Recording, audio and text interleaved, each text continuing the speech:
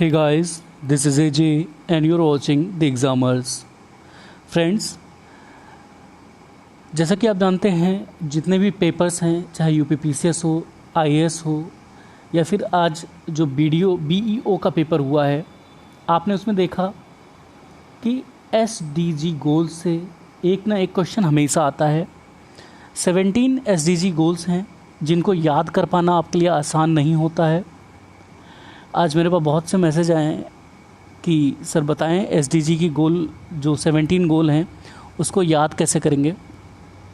जो मैंने ट्रिक अपनाई है याद करने की उसी को मैं बताऊंगा आपको। यहाँ पे थोड़ा वल्गर है तो बी पेशेंट और ऑफेंड नहीं होंगे, केवल ये याद करने के लिए मैं बता रहा हूँ और इंटेंशनली आप रॉन्ग मत लीजिएगा इसको। ठीक है, चलिए स्टार्ट करते हैं।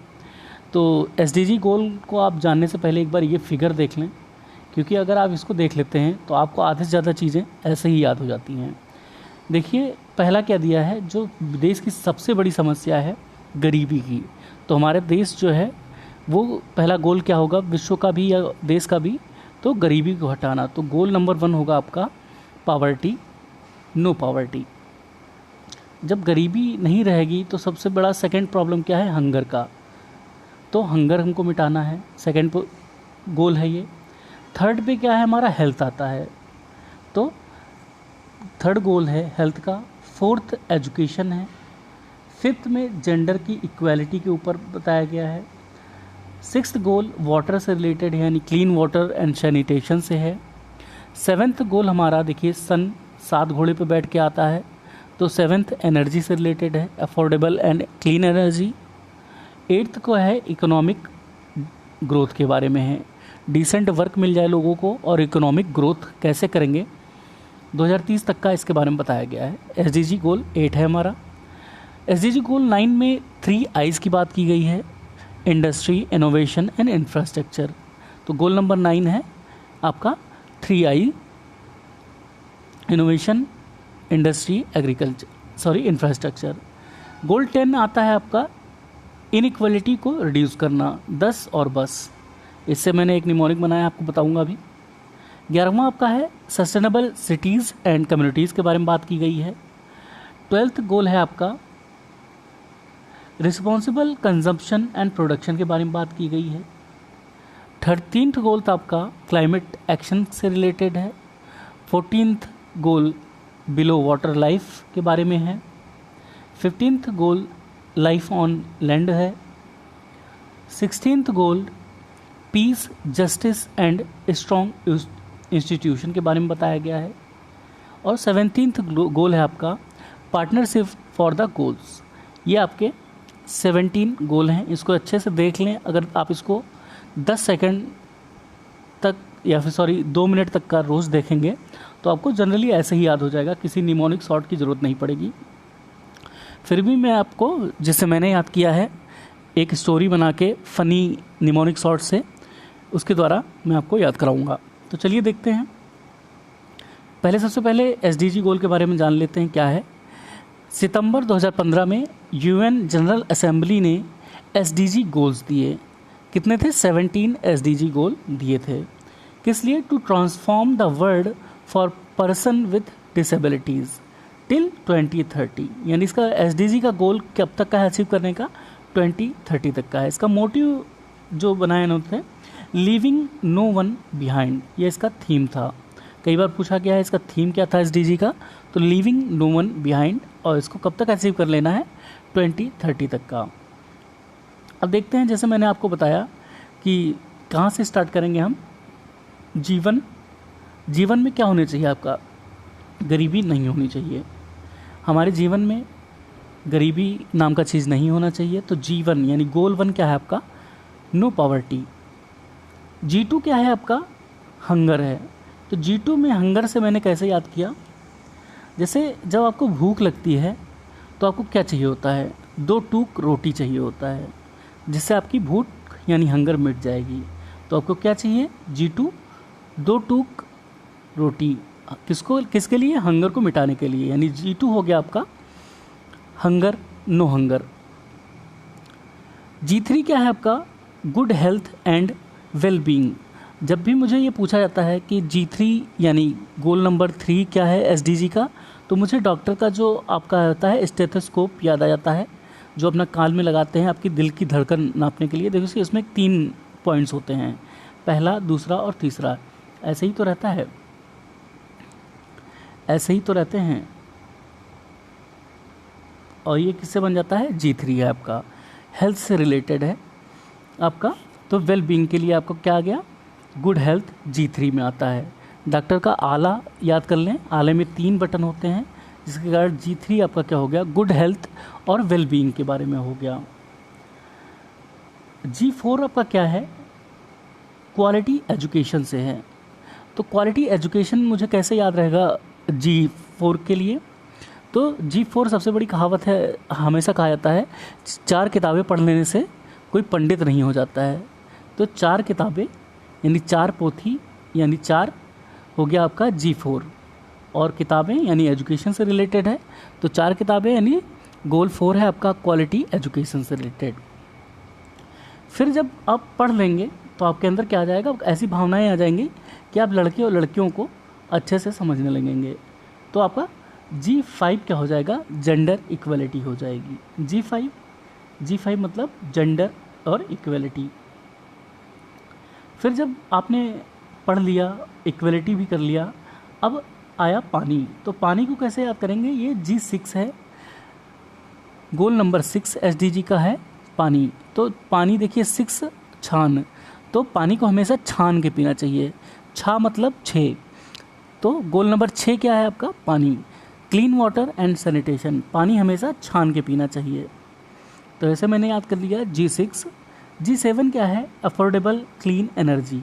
तो G7 को याद करने के लिए आपके दिमाग में आना चाहिए, जैसे G7 सूरज के 7 घोड़े होते हैं। अगर इपिक या मिस्टिकल थ्योरी में जाएंगे तो सूरज अपने 7 घोड़ों पे चढ़ के आता है, और सूरज से हमें क्या मिलती है? एनर्जी मिलती है, और सूर्य की एनर्जी क्या होती है? क्लीन होती है। तो हमारा G7 गोल हो जाएगा क्लीन एंड अफोर्डेबल एनर्जी। फिर G8 क्या है आपका? G8 है decent work and economic growth. तो G8 को याद करने के लिए आपको करेंगे ये J कर्व याद कर लीजिए, जिससे आपको याद हो जाएगा कि डिसेंट वर्क चाहिए आपको और इकोनॉमिक ग्रोथ चाहिए, जिससे आपका G8 गोल पूरा हो जाएगा, 8G। फिर 9G आपका क्या आता है? यानी गोल नंबर 9 आपका क्या है? Industry, innovation and infrastructure. तो G अगर 9 ऐसे लिखेंगे तो आपका ऐसे बनेगा, और बीच में देखो 9 बोलते हैं तो 9 इन, तो आई आता है आपका ज़्यादा बार करके। तो 9 में हो जाएगा 3 आईज हो जाएंगे, industry, innovation and infrastructure. Industry, innovation and infrastructure देखिए आई से स्टार्ट हो रहा है तीनों, तो आई किस में आएगा? 9 में। 9 आइन से रिलेटेड हो गया आपका इंडस्ट्री, इनोवेशन एंड इंफ्रास्ट्रक्चर। तो ये आपका गोल नंबर 9 हो गया। अब गोल नंबर 10 हमको याद करना है, जिसमें क्या है? रिड्यूस इनइक्वालिटी है। तो 10 से आप याद कर लें बस, राइमिंग वर्ड है 10 बस में आप जब चढ़ते हैं तो हर एक क्लास का आदमी उसमें बैठा रहता है बिना भेदभाव के। तो उससे क्या हो रहा है कि इक्वलिटी जो समाज में है वो देखने को बस में नहीं मिलती है। तो 10 यानी G10 बस हो गया, 10 बस, और वहाँ पे इनइक्वलिटी नहीं है, तो रिड्यूस इनइक्वलिटी बस में हो जाती है। फिर G11 आता है। तो G11 है आपका सस्टेनेबल सिटीज़ एंड कम्युनिटीज़। तो 11 में कैसे आता है? सिटी, और वहाँ पे देखिए ऐसे बिल्डिंग बनी रहती हैं। तो 11 को अगर बनाएंगे तो ऐसे बिल्डिंग बन जाएंगी, और बिल्डिंग देखिए 11 से ही बन रहा है, तो 11 बिल्डिंग को बनाने के लिए ऐसे चाहिए 11। तो G11 आपका बिल्डिंग तैयार कर दे रहा है। सस्टेनेबल सिटीज़ एंड कम्युनिटीज़ वहाँ पे तैयार होंगी। जब अच्छी बिल्डिंग बनेंगी, 11 नंबर गोल से देखिए आपने बिल्डिंग बनाया ऐसे करके, और इससे क्या पता चल गया? कहाँ बिल्डिंग्स होती हैं? सिटीज़ में होती हैं, और कम्युनिटीज़ भी वहीं रहती हैं। तो sustainable cities and communities G11 में है। G12 याद करेंगे। अब यहाँ से थोड़ा वल्गर हो जाता है, आप लोग बुरा ना मानिएगा, इसको याद करने के पर्पज़ से देखिएगा। तो G11 के बाद G12 आया। G12 में क्या है? रिस्पॉन्सिबल कंजम्पशन एंड प्रोडक्शन है।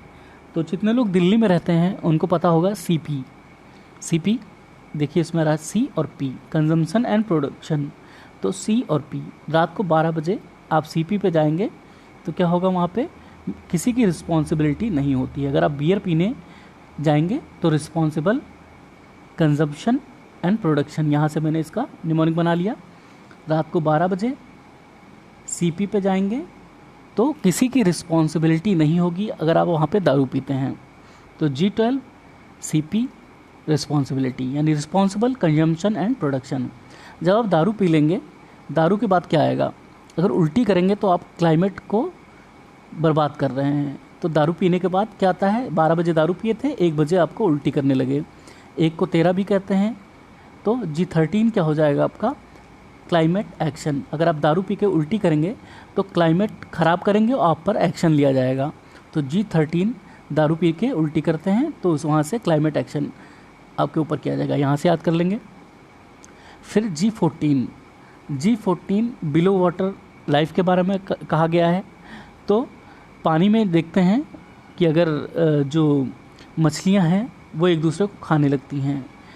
फिर देखिए 14 जो होता है 14, उसको हिंदी में 14 कहते हैं, 14 को 14 भी कहते हैं गाली में।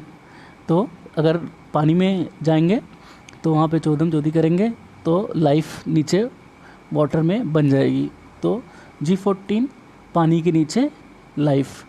G15 15 साल में जो आपका LAND होता है वो एक्टिव हो जाता है और आप लाइफ प्रोड्यूस करने लगते हैं। तो जो 15 साल की एज होगी वहाँ पे आप लाइफ ऑन LAUND याद कर लें, life on land. Life on land क्या है आपका, लाइफ ऑन लैंड G15 है, यानी 15 साल में आपकी प्यूबर्टी आ जाती है और आप लैंड में लाइफ बनाने लगते हैं। तो G15 आपका क्या हो गया, लाइफ ऑन लैंड। फिर उसके बाद क्या होता है, जब आप एक्टिव हो जाते हैं सेक्सुअली तो आप बहुत से क्राइम में फंसने लगते हैं, रेप और इन सब को रोकने के लिए फिर क्या करेंगे, हम एक इंस्टीट्यूशन बनाएंगे 15 साल के बाद 16वें साल में। तो 16वें साल में peace and justice strong institution का निर्माण करा जाएगा।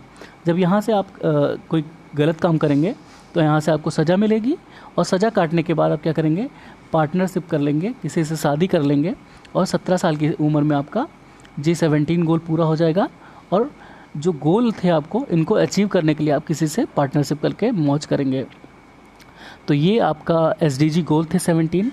इसका निमोनिक शॉर्ट मैंने नीचे बना जो याद किया है उसके हिसाब से मैंने यहाँ पे लिख दिया है, उसको एक बार आप पढ़ लें और आपको 2-3 बार वो फिगर देख लेंगे तो आपको ऐसे ही याद हो जाएगा।